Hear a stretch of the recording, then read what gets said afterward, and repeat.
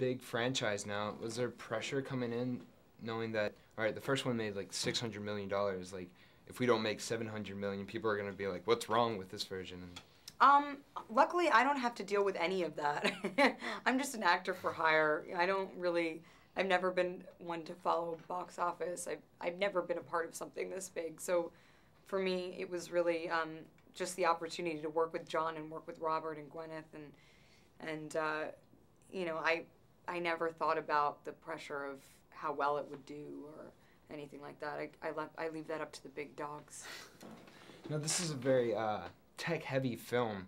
Like, are you tech-heavy yourself? Do you have like an iPad at home and stuff like that? I'm living in the dark age.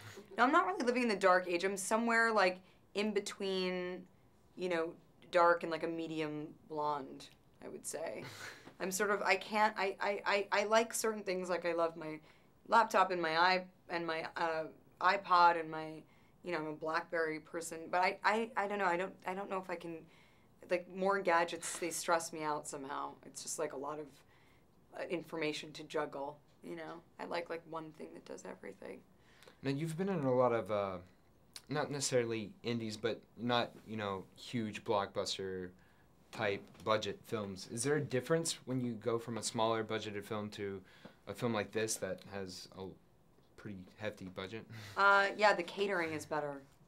And also, you know, it's funny because I thought that making a movie like Iron Man 2, that, you know, I had no preconceived idea of what it would be, but certainly I didn't expect it to be what it was, which was weeks of, like, talk about character development and motivation and ambition and rehearsal. And it was like, are we really making Iron Man 2? It just felt so small and intimate, and I really attribute that to John. I think he just is so dedicated to extracting the truth and honesty out of his actors and out of the story.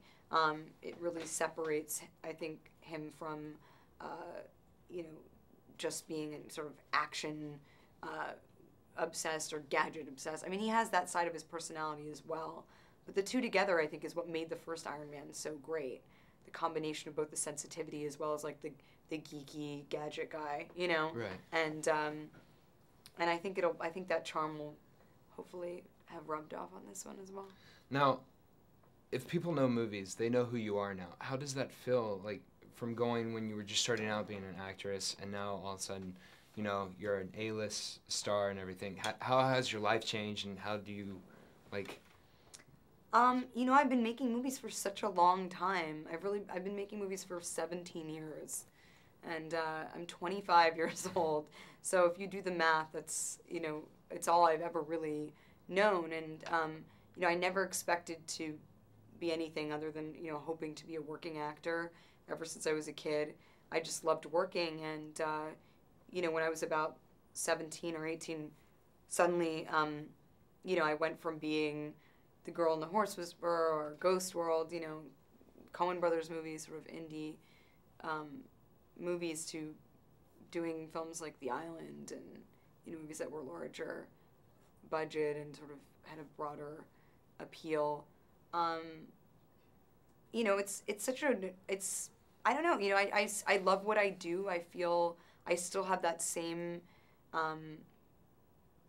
hope to just be a working actor, and you know, every job that I do, I'm convinced it's the last one. I'm like, well, they're gonna find me out, and that'll be it. It was a good run while it lasted, and you know, I'd never kind of lose that, no matter how recognizable or how many films I do. I still feel like I've got to work to prove myself. But that's good. I think that keeps you kind of motivated and keeps you awake. Certainly the lifestyle's a bit of an adjustment at times, but I think it's been long enough now that I've sort of figured out where I fit in all of it.